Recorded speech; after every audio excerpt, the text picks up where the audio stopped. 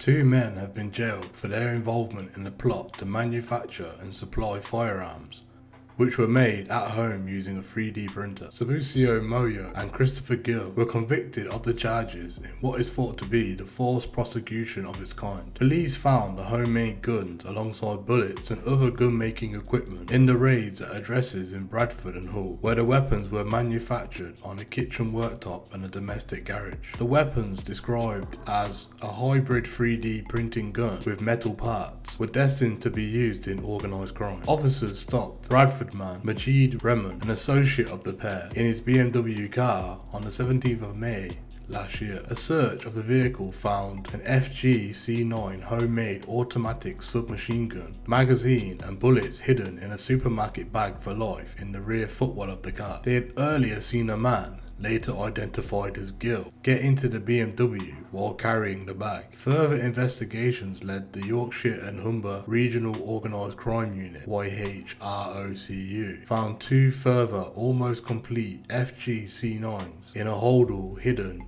Gill's loft.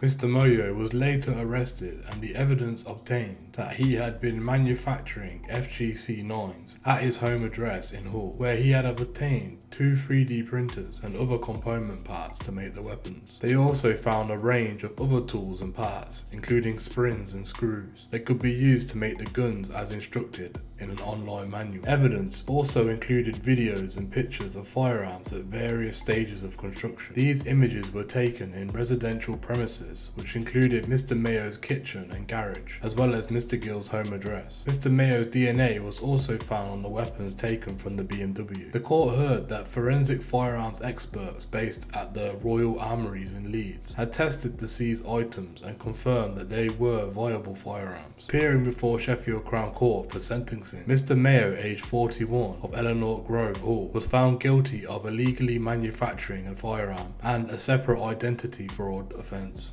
following a trial, and he was jailed for 18 years. Mr. Gill of Dick Lane, Terracel, Bradford, was found guilty of illegally manufacturing a firearm and was jailed for 13 years and 8 months. Mr. Raymond, 46, of Central Avenue, Littlehorn, Bradford, was found guilty of possession of ammunition and conspiracy to transfer a prohibited firearm, and he will be sentenced at a later date. Speaking after sentencing, Senior Investigating Officer Detective Chief Inspector Andrew Howard of the Yorkshire and Humber Regional Organised Crime Unit said, "Over recent times we have seen the tragic and devastating consequences that criminally held firearms being used by offenders have caused. These include the fatal shootings of innocent people and the shattering of lives of those close to them, not to mention the impact such incidents have had on our communities. Today, two men who were involved in the manufacture, supply and distribution of privately manufactured 3D printed automatic weapons have received significant sentences for their roles. Our investigations found that Mr. Mayo and Mr. Gill followed detailed instructions and systematically bought items to manufacture and construct these deadly firearms and ammunition. They demonstrated levels of sophistication in the manufacture process and successfully produced viable firearms. Majid Rehman, a close criminal associate, was found guilty of distributing one viable FG-C9, a 3D printed firearm with ammunition clips containing 8 live rounds of ammunition. The manufacture of viable 3D printed firearms is a real threat, and these firearms were built for only one purpose: to be supplied to other organised criminals who would use them to inflict harm. This has been a groundbreaking, complex investigation supported by the National Crime Agency into the new threat posed by 3D printed guns. I would like to pay tribute to the team of officers and staff who have shown the tenacity and determination in successfully bringing this case to trial.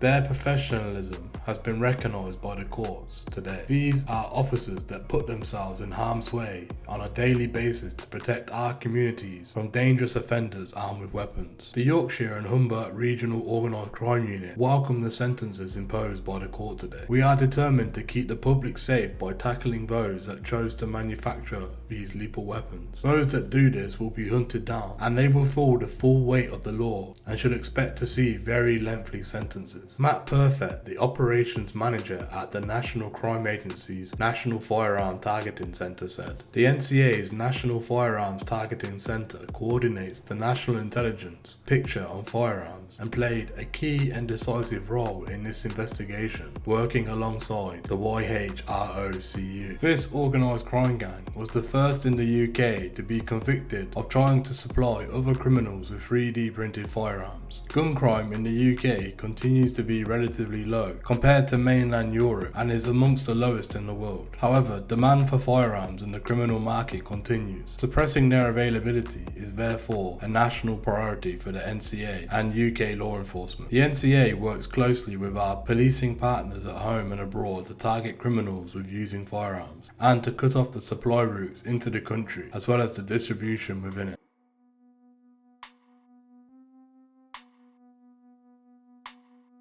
Two men who pocketed hundreds of thousands of pounds from a 3.9 million Ponzi scam have been jailed. Ex-Spalding United chairman Christopher Toynton and Ross Gibson tricked hundreds of people into investing into the Lottery Syndicate Club. Between them, they spent more than £500,000 on holidays, cars and watches, while much of the remaining money was lost when the scheme collapsed. Both men were jailed at Lincoln Crown Court. The scheme operated between 2017 and 2019 when an investigation was launched by the police following complaints of a suspected fraud. Mr. Toynton acted as the sole director while Mr. Gibson, despite his lack of professional experience or qualifications in financial investment or market trading, was appointed the scheme's trader. The court heard the men convinced several hundred people from across the country, including Lincolnshire and Cornwall, to invest in the scheme, telling them that it was legitimate and their investments were safe and that it was a low risk. Ponzi scams, named after the fraudster Charles Ponzi, offers investors high returns on their money, but those returns are in fact paid for with other later investors' own deposits into the scheme. Lincolnshire police said when the scheme collapsed in 2019, it was discovered that Mr. Toynton had spent £134,000 of investors' money on luxury cars and holidays, whilst Mr. Gibson spent £400,000 on holidays and designer watches. Mr. Toynton, who was 73 of Horseshoe Road, Spalding, was found guilty on 4 charges of fraud by false representation and 5 charges of fraud by abuse of position and jailed for 4 years and 6 months. The jury was directed to clear Mr. Toynton of a regulatory offence after the trial judge ruled that there was insufficient evidence to conclude that he was acting as an agent or offering financial advice. He was also cleared of 1 charge of fraud by false representation. Mr. Gibson, who was 27 of Eve Lane, Upper Cornwall, Dudley, pleaded guilty to fraud by abuse of position, carrying out regulated activities, and fraud by false representation, and he was jailed for 4 years and 5 months.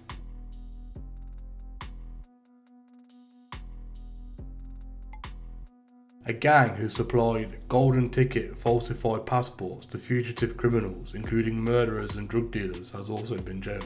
Anthony Beard, who paid vulnerable people for their expired passports so he could apply for renewals using their names but criminals' photos, was sentenced to 6 years and 8 months at Reading Crown Court. He was jailed after admitting conspiracy to pervert the course of justice and conspiracy to make false instrument with intent. Another 74 offences linked to fraudulent passport applications were taken into consideration. High-level criminals paid up to £20,000 for the fraudulently obtained genuine FOG passports that enabled them to go on the run and start new lives abroad in countries including Spain, Portugal and cities such as Dubai. Mr. Beard, who was 61 from Sydenham, South East London, put contact numbers of his own burner phones on official forums and countersigned some of them himself as he shepherded more than 100 fraudulent applications through the completion. He would find people with similar facial features to his criminal clients and pay them to donate their expired passports, with other contacts pretending to be professionals to vouch that the criminal photos were genuine. Evidence of his offering went back to 2007, but Mr. Bird was heard bragging that he had operated the scam for 20 years. In 2019, he began working with Christopher Zetek, a broker who represented a Glaswegian crime gang allegedly run by 2 brothers called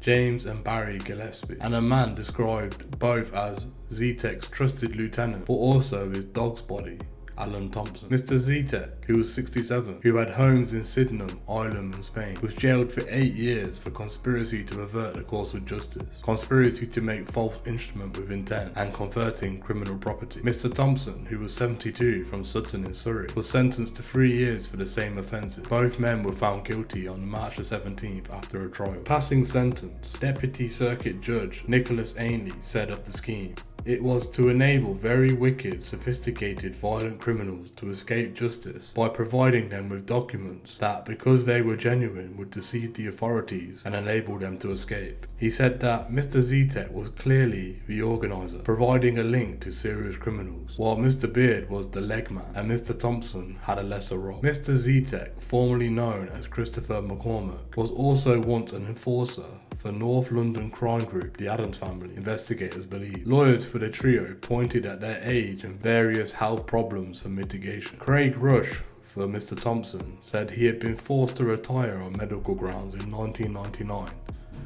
and by 2017 was so bored that he was driven to crime. Describing Mr. Thompson meeting Mr. Zetek, he said, "These days from 1999 to 2017 or 18, watching Homes Under the Hammer, daytime TV, totally bogged down in a world of boredom, were enlightened by a man who could spin an interesting story." Mr. Thompson had become a gopher for Mr. Zetek, not for money, but because it gave him something to do, Mr. Rush told the court. Investigators from the National Crime Agency believe Mr. Beard was responsible for at least 108 fraudulently obtained genuine passports being issued, with several more unsuccessful applications being made. The passports enabled serious criminals to go on the run from the UK and start a new life abroad, remaining undetected even if they had a brush in with the law under their fake name. Craig Turner, the NCA Deputy Director of Investigation, said this was the golden ticket for the organised crime networks in order that they could evade arrest, evade identification by local law enforcement, either internationally or at home in the UK. Once the passport scam was uncovered, the fake identities of around 50 fugitives were discovered and they were arrested.